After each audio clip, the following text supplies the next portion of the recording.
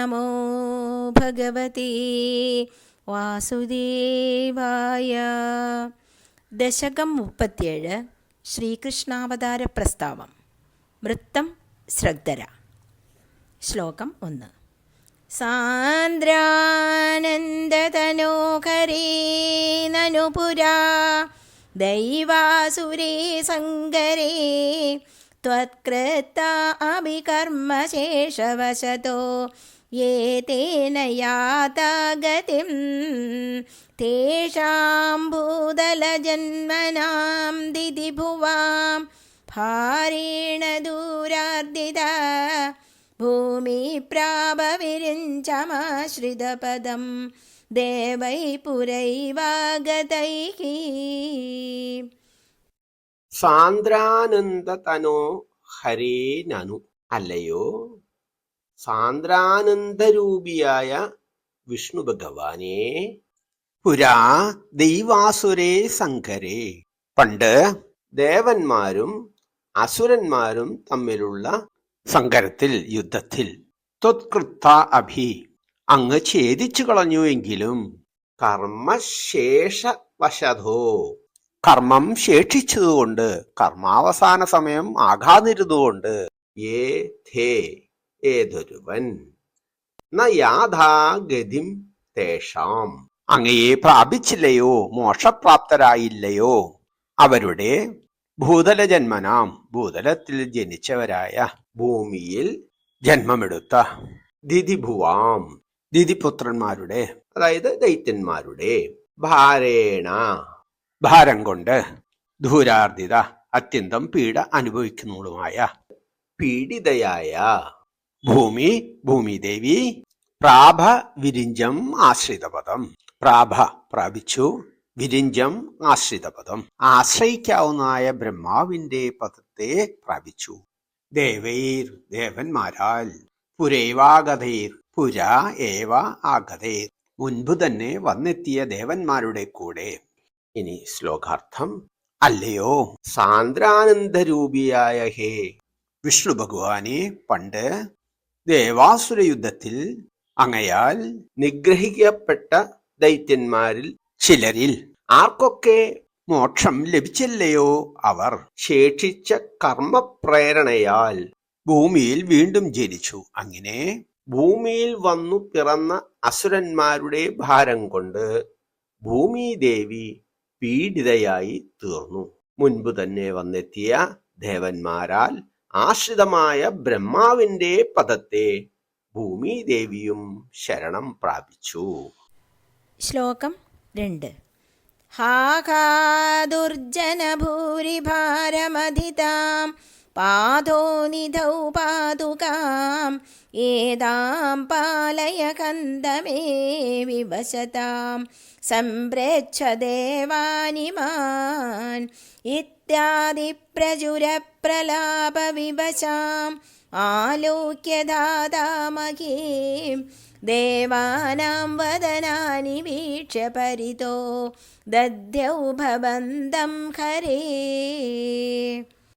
ഹാഹ, കഷ്ടം കഷ്ടം, ദുർജന, ദുർജനങ്ങളുടെ, ഭൂരിഭാര, വർദ്ധിച്ച ഭാരത്താൽ, മദിതാം, മദിക്കപ്പെട്ട്, പാഥോ നിധോ, സമുദ്രത്തിനുള്ളിലേക്ക്, പാതുകാം, പതിക്കാറായവളായ, ഏതാം, എന്നെ, പാലയ, പാലിക്കണമേ, രക്ഷിക്കണമേ, ഹന്ത, കഷ്ടം, മേ വിവശതാം, എന്റെ വിവശതയെക്കുറിച്ച്, സംപ്രച്ഛ, ചോദിച്ചാലും, ദേവാനിമാൻ, ഈ ദേവന്മാരോട്, ഇത്യാദി പ്രചുരപ്രലാഭ, ഇങ്ങനെ പലതും പറഞ്ഞ് കരഞ്ഞ്, വിവശാം ആലോക്യ, വിവശയായ അവളെ കണ്ടിട്ട്, ദുഃഖിതയായ ഭൂമിദേവിയെ ദർശിച്ചിട്ട്, ദാഥ, ബ്രഹ്മാവ്, മഹീം, ഭൂമിദേവിയെ, ദേവാനാം വദനാനി വീക്ഷ്യ പരിതോ, ദേവന്മാരുടെ വദനങ്ങളിൽ ചുറ്റും നോക്കിയിട്ട്,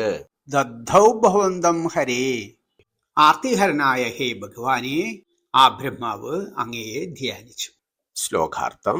കഷ്ടം കഷ്ടം, ദുഷ്ടദൈത്യന്മാരുടെ കനത്ത ഭാരത്താൽ മതിക്കപ്പെട്ടവളും സമുദ്രത്തിൽ ചെന്ന് പതിക്കാറായവളുമായ എന്നെ രക്ഷിക്കണമേ, കഷ്ടം, എന്റെ അവശത ഈ ദേവന്മാരോട് ചോദിച്ചാൽ അറിയാം എന്നിങ്ങനെ പലതും പറഞ്ഞ് വിലപിച്ച് പരവശയായ ഭൂമിദേവിയെ കണ്ട് ബ്രഹ്മാവ് ചുറ്റുമുള്ള ദേവന്മാരുടെ മുഖങ്ങളിലേക്ക് നോക്കിക്കൊണ്ട്, ഹേ ആർത്തിവിനാശനായ ശ്രീ ഗുരുവായൂരപ്പ, അങ്ങയെ ധ്യാനിച്ചു. ശ്ലോകം 3. ഊചേ ചാംബുജഭൂരമൂനയിസുരാ സത്യം ധരിത്ര്യാവചക നന്വസ്യാ ഭവതാം ച രക്ഷണവിധൗ ദക്ഷോ ഹി ലക്ഷ്മീപതിഃ സർവേ സർവപുരസ്സരാ വയമിദോ ഗത്വാ പയോവാരിധിം നത്വാദം സ്തുമകേ ജവാദിതിയയോ സാഗം തവാകേതനം. ഊചേച്ഛ പറയുകയും ചെയ്തു.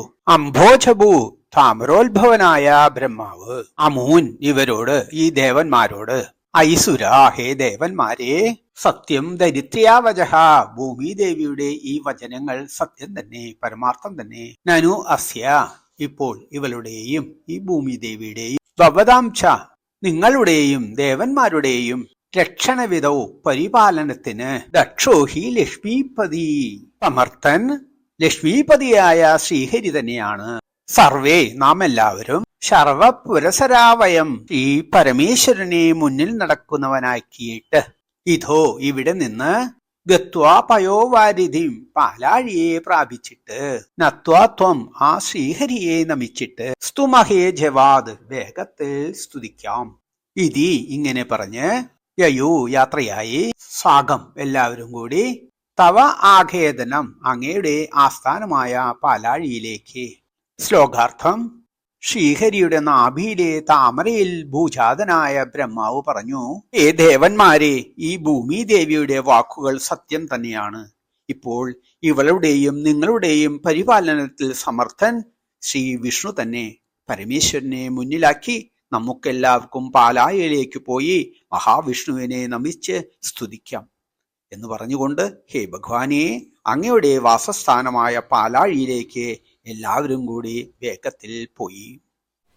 ശ്ലോകം 4.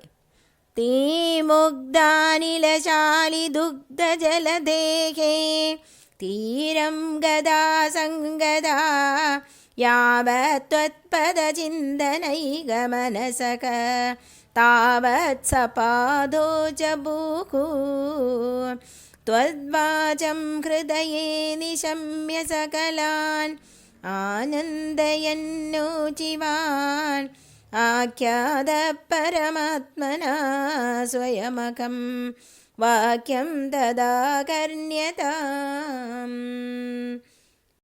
ഥേ അവർ, ബ്രഹ്മാവ്, ശിവൻ, ദേവന്മാർ, ഭൂമിദേവി തുടങ്ങിയവർ.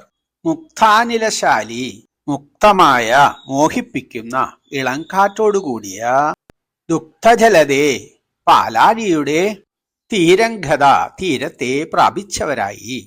സംഗത ഒത്തുചേർന്ന് യാവത്വത്പദ ചിന്തന ഏകമനസ എപ്പോൾ അങ്ങയുടെ തൃപ്പാദത്തിലുള്ള ചിന്തയിൽ ഏകമനസ്കരായി. താവത് സപാദോജഭൂ അപ്പോൾ ആ ബ്രഹ്മാവ് ത്വദ്വാചം അങ്ങയുടെ വാക്കിനെ ഹൃദയേ നിശമ്യ തന്റെ ഹൃദയത്തിൽ കേട്ടിട്ട് സകലാനാനന്ദയൻ സകലരെയും ആനന്ദിപ്പിച്ചുകൊണ്ട് ഊജിവാൻ പറഞ്ഞു. ആഖ്യാത പരമാത്മന സ്വയം അഹം പരമാത്മാവിനാൽ നേരിട്ട് ഞാൻ പറയപ്പെട്ടവനാകുന്നു. വാക്യം തത് ആഗർണ്യതാം ആ പരമാത്മാവിന്റെ വാക്യം കേട്ടാലും. ഇനി ശ്ലോകാർത്ഥം. ഭഗവാന്റെ തൃപ്പാദങ്ങളെ മാത്രം ചിന്തിച്ച് ഏകമനസ്കരായ അവർ എപ്പോൾ മോഹനമായ ഇളം കാറ്റടിക്കുന്ന പാലാഴി തീരത്തെ പ്രാപിച്ചുവോ അപ്പോൾ ആ ബ്രഹ്മാവ് അങ്ങയുടെ വാക്കുകൾ തന്റെ ഹൃദയത്തിൽ കേട്ടിട്ട് എല്ലാവരെയും ആനന്ദിപ്പിച്ചുകൊണ്ട് പറഞ്ഞു, പരമാത്മാവായ ഭഗവാൻ എന്നോട് നേരിട്ട് പറഞ്ഞത് നിങ്ങൾ കേട്ടുകൊള്ളുവിൻ. പരമാത്മസ്വരൂപനായ ഭഗവാൻ നമ്മൾ ഏവരിലും അന്തര്യാമിയായി വർത്തിക്കുന്നു. ആ അന്തര്യാമിയായ ഭഗവാന്റെ വാക്കുകൾക്ക് നാം എപ്പോഴും കാതോർക്കണം. ഭക്തിസാന്ദ്രമായ നമ്മുടെ മനസ്സ് ഏകാഗ്രമായി ഭഗവാനിൽ ഉന്മുഖമായിരിക്കണം. അപ്പോൾ ഭഗവാന്റെ ഉപദേശങ്ങൾ നമുക്ക് എപ്പോഴും ശ്രവിക്കാനാകും. ശ്ലോകം 5. ജാനേ ദീനദശാമകം ദിവിഷദാം ഭൂമേശ്ച ഭീമൈർനൃപൈഃ തത്ക്ഷേപായ ഭവാമി യാദവകുലേ സോഹം സമഗ്രാത്മനാ ദേവാവൃഷ്ണികുലേ ഭവന്തു കലയാ ദേവാംഗനാശ്ചാവനോ മത്സേവാർത്ഥമിതി ത്വദീയവചനം പാദോജഭൂരുചിവാൻ. ധ്യാനേ ദീനദശാം അഹം. ഞാൻ ദീനമായ അവസ്ഥയെ അറിയുന്നു. ദിവിഷിതാം ദേവന്മാരുടെയും ഭൂമേശ്ച ഭൂമിയുടെയും ഭീമേർ നൃഭൈ ഭയങ്കരന്മാരായ നൃഭന്മാരാൽ ഉണ്ടായ തക്ഷേഭായ അവരെ നിർമൂലനം ചെയ്യാനായി ഭവാമി യാദവകുലേ യാദവകുലത്തിൽ ഭവിക്കുന്നുണ്ട്. എനിക്ക് യാദവകുലത്തിൽ ജനിക്കുവാൻ ഭാവമുണ്ട്. സോഹം സപ്ലസഹം സോഹം. അങ്ങനെയുള്ള ഞാൻ സമഗ്രാത്മന പൂർണ്ണസ്വരൂപനായി ദേവാ വൃഷ്ണികുലേ ഭവന്തു കലയാ ദേവന്മാരും വൃഷ്ണികുലത്തിൽ അംശം കൊണ്ട് ഭവിക്കുക. ദേവാംഗനാച്ച അവനൗ ഭൂമിയിൽ ദേവാംഗനകളും മത്സേവാർത്ഥം എന്നെ സേവിക്കുന്നതിനു വേണ്ടി ഇതി ത്വദീയവചനം പാഥോജഭൂർ ഊചിവാൻ. അങ്ങയുടെ ശ്രീഹരിയുടെ ഈ വചനങ്ങൾ ബ്രഹ്മാവ് പറഞ്ഞു. ശ്ലോകാർത്ഥം. ഭൂമിദേവിക്കും ദേവന്മാർക്കുമൊക്കെ ഈ ഭയങ്കരന്മാരായ രാജാക്കന്മാരാൽ ഉണ്ടായ ദീനമായ അവസ്ഥയെ ഞാൻ അറിയുന്നുണ്ട്. അങ്ങനെയുള്ള ആ ദുഷ്ടന്മാരെ നിർമൂലനം ചെയ്യാനായി ഞാൻ യാദവകുലത്തിൽ പരിപൂർണ സ്വരൂപനായി അവതരിക്കാൻ ഭാവമുണ്ട്. ദേവന്മാരും ദേവാംഗനകളും എന്നെ സേവിപ്പാനായി ഭൂമിയിൽ വൃഷ്ണികുലത്തിൽ അവരവരുടെ അംശം കൊണ്ട് ജനിക്കട്ടെ എന്നിങ്ങനെയുള്ള അങ്ങയുടെ വചനങ്ങളെ ബ്രഹ്മാവ് പറഞ്ഞു. ശ്ലോകം 6. ശ്രുത്വാ കർണരസായനം തവ വചഃ സർവേഷു നിർവാപിത സ്വാന്തേഷ്വീശ ഗദേഷു താവക കൃപാ പീയൂഷ തൃപ്താത്മസു വിഖ്യാതേ മധുരാപുരേ കില ഭവ സാന്നിധ്യപുണ്യോത്തരേ ധന്യാം ദേവകനന്ദനാമുദവകദ രാജസശൂരാത്മജഃ. ശ്രുത്വാ കർണരസായനം തവ വചഃ. കാതുകൾക്ക് രസായനമായ അങ്ങയുടെ വാക്കുകൾ കേട്ടിട്ട് സർവേഷു നിർവാഭിത സ്വാന്തേഷു ഈശ. ഹേ ഈശ്വര ഭഗവാനെ, എല്ലാവരും ആശ്വാസിതമായ കുളിർത്തതായ മനസ്സുള്ളവരായി തീർന്നു. ഗതേഷു ഏവരും പോയപ്പോൾ താവക കൃപാപീയൂഷ അങ്ങയുടെ കാരുണ്യാമൃതത്താൽ തൃപ്താത്മസു തൃപ്തി അടഞ്ഞ ആത്മാവോടുകൂടിയവരായി വിഖ്യാതേ വിഖ്യാതമായ പ്രസിദ്ധമായ മധുരാപുരേ മധുരാപുരിയിൽ കില ഭവത് സാന്നിധ്യ പുണ്യോത്തരേ അങ്ങയുടെ സാന്നിധ്യം കൊണ്ട് പുണ്യവും ശ്രേഷ്ഠവുമായ ധന്യാം ദേവക നന്ദനാം ദേവകനന്ദനാം ദേവകന്റെ പുത്രിയെ ഉദവഹത് കില വിവാഹം കഴിച്ചു അത്രേ. രാജാ സ ശൂരാത്മജ. ശൂരന്റെ പുത്രനായ വസുദേവ രാജാവ്. ഇനി ശ്ലോകാർത്ഥം നോക്കാം. ഹേ ഭഗവാനെ, ഈശ്വര, കാതുകൾക്ക് രസായനമായ അങ്ങയുടെ അരുൾ വചനങ്ങൾ കേട്ടിട്ട് ആശ്വാസിതമായ കുളിർക്കപ്പെട്ട മനസ്സോടുകൂടി കാരുണ്യമാകുന്ന അമൃതവർഷത്താൽ തൃപ്താത്മാക്കളുമായി എല്ലാവരും പോയി. പിന്നീട് അങ്ങയുടെ സാന്നിധ്യം കൊണ്ട് പുണ്യവും ശ്രേഷ്ഠവും പ്രസിദ്ധവുമായ മധുരാപുരിയിൽ വെച്ച് ശൂരരാജാവിന്റെ പുത്രൻ വസുദേവൻ ദേവകന്റെ പുത്രി ധന്യയായ ദേവകിയെ വിവാഹം കഴിച്ചു അത്രേ. ഈ കഥയിലേക്ക് നമുക്കൊന്ന് കാതോർക്കാം. ദേവമീഡന്റെ പുത്രൻ ശൂരരാജാവിന് മാരിഷ എന്ന പത്നിയിൽ 10 പുത്രന്മാരും 5 പുത്രിമാരും ഉണ്ടായി. ഇതിൽ മൂത്ത പുത്രനാണ് വസുദേവൻ. പൂർവജന്മ സുഹൃതം കൊണ്ട് ശ്രീഹരിയുടെ പ്രാദുർഭാവത്തോടെ ഭൂജാതനായ വസുദേവന്റെ ജന്മസമയത്ത് ദേവന്മാർ ആനകം, ദുന്ദുബി എന്നീ വാദ്യഘോഷങ്ങൾ മുഴക്കി പുഷ്പവൃഷ്ടി നടത്തി. അതിനാൽ വസുദേവൻ ആനകദുന്ദുബി എന്ന പേരിലും പ്രസിദ്ധനായി. ഈ വസുദേവൻ പരമഭക്തനും സ്വാത്വികനുമായിരുന്നു. വസുദേവന്റെ 5 സഹോദരിമാരിൽ മൂത്തവൾ പ്രഥയായിരുന്നു. ഇവിടെ ശൂരസേനൻ തന്റെ സുഹൃത്ത് കുന്തിഭോജന് സന്താനരഹിതനായതിനാൽ പുത്രിയായി ദാനം ചെയ്തു. കുന്തിഭോജന്റെ പുത്രിയായ പ്രഥ കുന്തിദേവി എന്ന പേരിലും അറിയപ്പെടുന്നു. കുന്തിദേവി ദുർവാസവ മഹർഷിയെ പരിചരിച്ച് സന്തോഷിപ്പിച്ച് ദേവന്മാരെ ആഹ്വാനം ചെയ്യുവാൻ ശക്തിയുക്തമായ മന്ത്രത്തെ സ്വായത്തമാക്കി. ആദ്യം സൂര്യപുത്രനായ കർണനെയും പിന്നെ പാണ്ഡവരെയും പുത്രന്മാരായി കന്യകയായിരിക്കെ തന്നെ നേടി. അക്കാലത്ത് ആഹുകൻ എന്ന രാജാവിന് ഉഗ്രസേനൻ, ദേവകൻ എന്നീ പുത്രന്മാർ മധുരയിൽ ജനിച്ചു. ദേവകന് 7 പുത്രിമാരും 4 പുത്രന്മാരും ഉണ്ടായി. ദേവകൻ തന്റെ 7 പുത്രിമാരെയും ദേവാംശജാതനായ വസുദേവർക്ക് വിവാഹം കഴിച്ചു കൊടുത്തു. ഉഗ്രസേനന് 9 പുത്രന്മാരും 4 പുത്രിമാരും ജനിച്ചു. പുത്രന്മാരിൽ മൂത്തവൻ ദുഷ്ടാത്മാവായ കംസനായിരുന്നു. പൂർവജന്മത്തിൽ കാലനേമി എന്ന അസുരനായിരുന്ന ഇവനെ ശ്രീഹരി നിഗ്രഹിച്ചിരുന്നു. എങ്കിലും അവന്റെ കർമ്മഫലം തീരാതിരുന്നതിനാൽ വീണ്ടും കംസനായി ഭൂഭാരമായി ജനിച്ചു. ക്രൂരനായ ഈ അസുരജന്മത്തെയും മറ്റ് ദുർജന്മങ്ങളെയും വധിക്കാനാണല്ലോ ശ്രീകൃഷ്ണൻ വൃഷ്ണിവംശത്തിൽ ഭഗവാനായി അവതരിച്ചത്. ദേവകിയുടെ ഇളയ പുത്രി ദേവകിയും വസുദേവനുമായുണ്ടായ വിവാഹാവസാന ഘോഷയാത്രക്കിടയിലാണല്ലോ ഇവളുടെ 8ാമത്തെ പുത്രൻ തന്നെ വധിക്കുമെന്ന് കംസൻ കേട്ടതും ദേവകിയെ വധിക്കാൻ വാൾ എടുത്തതും. വസുദേവന്റെ ആത്മോപദേശങ്ങളൊന്നും ദുഷ്ടനായ കംസനിൽ അയവ് വരുത്തിയില്ല.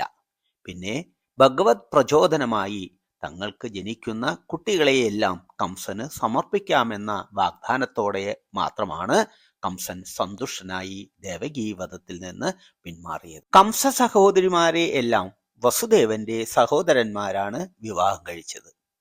വസുദേവന്റെ സഹോദരി ശ്രുതദേവയിൽ വൃദ്ധശർമാവിന് ദന്തവക്ത്രൻ എന്ന പുത്രൻ ജനിച്ചു. ഇവൻ മുനിശാപമേറ്റ വിഷ്ണുപാർഷദൻ വിജയന്റെ 3ാം ജന്മമായിരുന്നു. ആദ്യ ജന്മത്തിൽ ഈ വിജയൻ ഹിരണ്യാക്ഷനായും പിന്നെ കുംഭകർണനായും ജന്മമെടുത്തു. ഇപ്പോൾ ദന്തവക്ത്രൻ എന്ന ദുഷ്ടാത്മാവായി ജനിച്ചിരിക്കുകയാണ്. വസുദേവന്റെ മറ്റൊരു സഹോദരി ശ്രുതശ്രവസ്സിൽ ചേതിരാജാവായ ദമഘോഷന് ശിശുപാലൻ എന്ന ദുഷ്ടാത്മാവും ജനിച്ചു. ഇവൻ മുനിശാപമേറ്റ വിഷ്ണുപാർഷദരിൽ ജയൻ എന്ന അസുരന്റെ 3ാം ജന്മമായിരുന്നു. ആദ്യ ജന്മത്തിൽ ഈ ജയൻ ഹിരണ്യകശിപു ആയും പിന്നെ രാവണനായും ശിശുപാലനായും ദുഷ്ടാത്മാവായി ജനിച്ചു. ഈ ദുഷ്ടജന്മങ്ങളെയും അസുരന്മാരെയും ഒക്കെ സംഹരിക്കാനാണല്ലോ ദേവകിയിൽ അഷ്ടമസുതനായി പിറന്ന് കംസനെ വധിക്കുമെന്ന അശരീരി വാക്ക് ഉണ്ടായത്. ഇനി നമുക്ക് ശ്രീകൃഷ്ണാവതാരത്തിലേക്കും ശ്രീകൃഷ്ണന്റെ ലീലാമായ വിലാസങ്ങളിലേക്കും കാതോർത്തിരിക്കാം. ശ്ലോകം 7. ഉദ്വാഹാവസിതൗ തദീയ സഹജക കംസോധ സമ്മാനയൻ ഏതൗ സൂതതയാ ഗദപതിരതേ വ്യോമോദ്ധയാ ത്വദ്ഗിരാ अस्यास्त्वामधिदुष्टमष्टमसुतो हन्तेति हन्तेरितः सन्द्रासात्सदु हन्तुमन्दे गगतां തന്വിം കൃപാണീമഥാത്. ഉദ്വാഹം വിവാഹം. ഉദ്വാഹ അവസിതോ വിവാഹകർമ്മത്തിന്റെ അവസാനത്തിൽ. തദീയ അവളുടെ. സഹജ സഹജൻ സഹോദരൻ. കംസ അധ കംസൻ. പിന്നെ സമ്മാനയൻ ഏധോ ഇവരെ ആദരിക്കാനായി. സൂതധയാ ഗത ഇവരുടെ സൂതനായി തേരാളിയായി പോയി.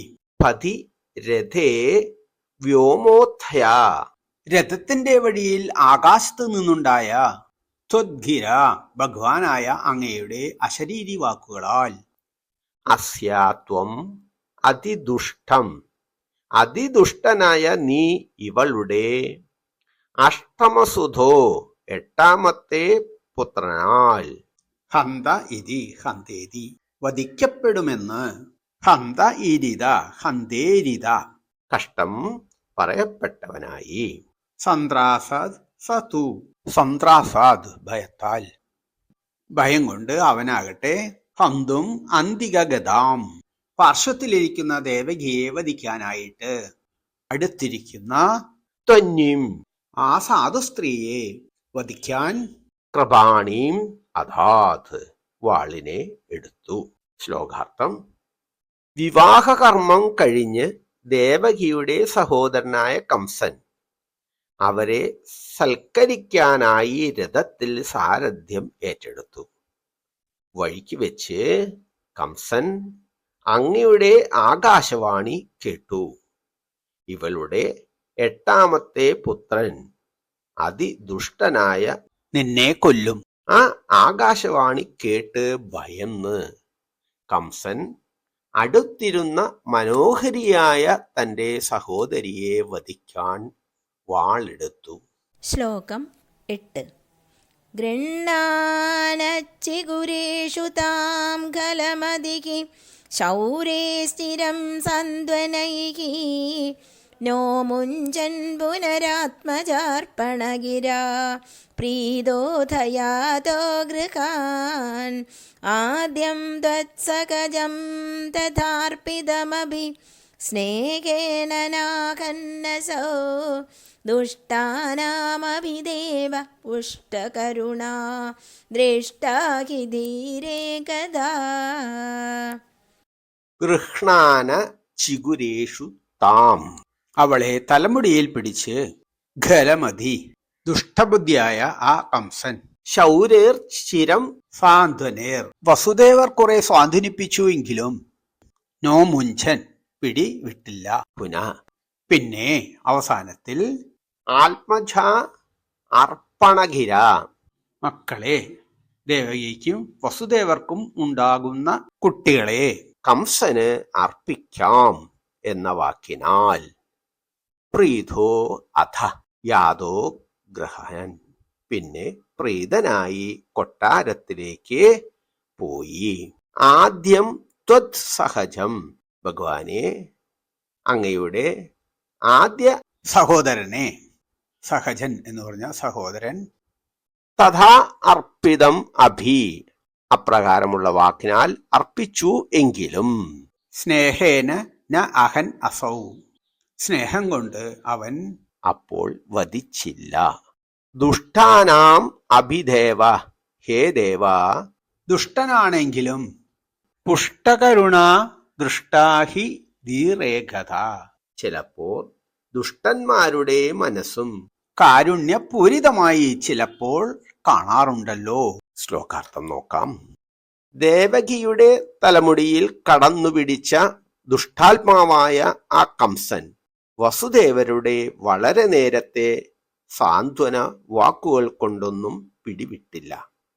പിന്നെ അവസാനത്തിൽ തങ്ങൾക്കു ജനിക്കുന്ന മക്കളെയെല്ലാം കംസന് സമർപ്പിച്ചു കൊള്ളാം എന്ന വാക്കിനാൽ പ്രീതനായി ഭവനത്തിലേക്ക് പോയി. ഹേ ഗുരുവായൂരപ്പ, അങ്ങയുടെ ആദ്യ സഹോദരനെ അപ്രകാരം സമർപ്പിച്ചു എങ്കിലും കംസൻ സ്നേഹം കൊണ്ട് ആ കുഞ്ഞിനെ വധിച്ചില്ല. ഹേ ഭഗവാനെ, ദേവ, ശ്രീ ഗുരുവായൂരപ്പ, ദുഷ്ടരുടെ മനസ്സും ചിലപ്പോൾ കാരുണ്യപൂരിതമായി കാണപ്പെടാറുണ്ടല്ലോ. ശ്ലോകം 9. താവത്വന്മനസൈവ നാരദമുനിഃ പ്രോജേ സഭോജേശ്വരം യൂയം നന്വസുരാസുരാശ്ച യതപോ ജാനാസി കിം ന പ്രഭോ മായാവീ സഹരിർഭവദ്വധകൃതേ ഭാവീസുരപ്രാർത്ഥനാദ് ഇത്യാകർണ്യയദൂനദൂധുനദസൗ ശൗരേശ്ച സോനൂനകൻ.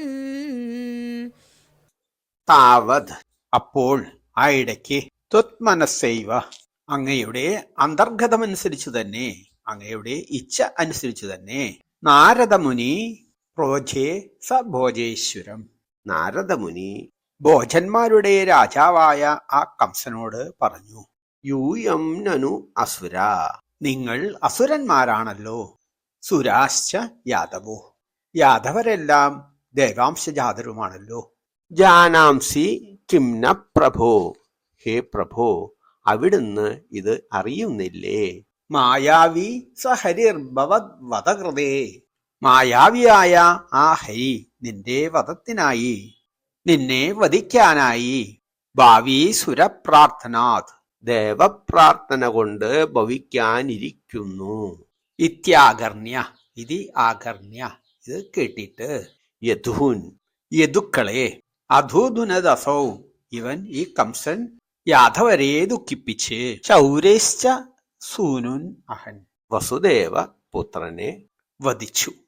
ശ്ലോകാർത്ഥം: ആ സമയത്ത് അങ്ങയുടെ ഇച്ഛയ്ക്കൊത്ത് അന്തർഗതമനുസരിച്ച് നാരദമുനി ഭോജേശ്വരനായ കംസനെ സമീപിച്ച് ഇങ്ങനെ പറഞ്ഞു, ഹേ പ്രഭോ, നിങ്ങൾ അസുരന്മാരാണല്ലോ, യാദവന്മാരാണെങ്കിലോ ദേവന്മാരുമാകുന്നു എന്ന് അറിയുന്നില്ലേ? മായാവിയായ ആ ഹരി ദേവപ്രാർത്ഥന അനുസരിച്ച് ജനിക്കാൻ പോകുന്നു. ഇത് കേട്ട് കംസൻ യാദവരെ പീഡിപ്പിക്കുകയും വസുദേവ പുത്രന്മാരെ വധിക്കുകയും ചെയ്തു. ശ്ലോകം 10.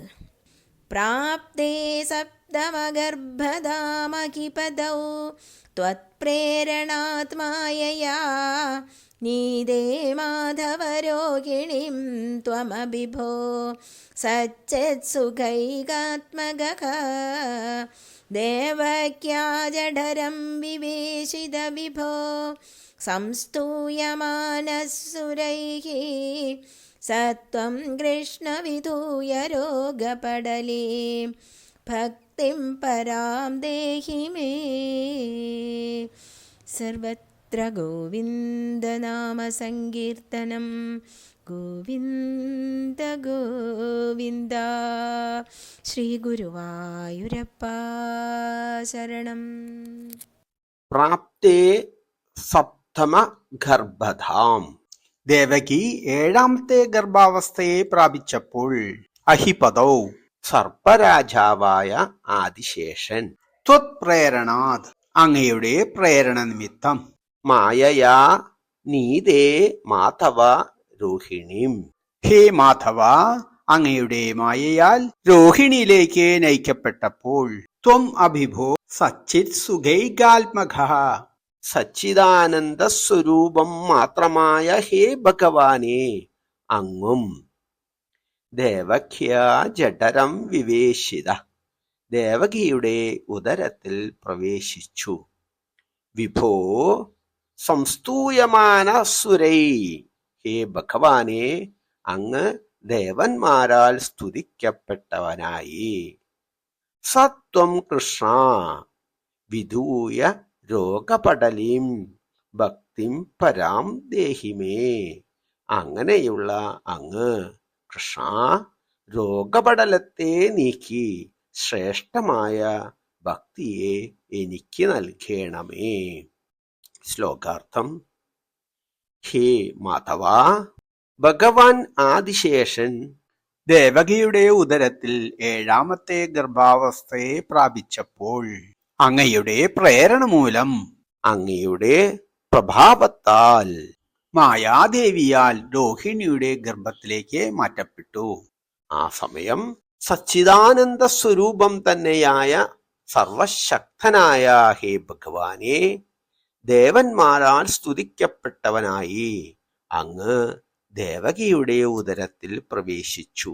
അങ്ങനെയുള്ള ഹേ കൃഷ്ണ, എന്റെ രോഗസമൂഹത്തെ മാറ്റി എനിക്ക് ശ്രേഷ്ഠമായ ഉത്കൃഷ്ടമായ ഭക്തിയെ അങ്ങ് നൽകണമേ. ഭഗവാനേ ശ്രീ ഗുരുവായൂരപ്പ ശരണം.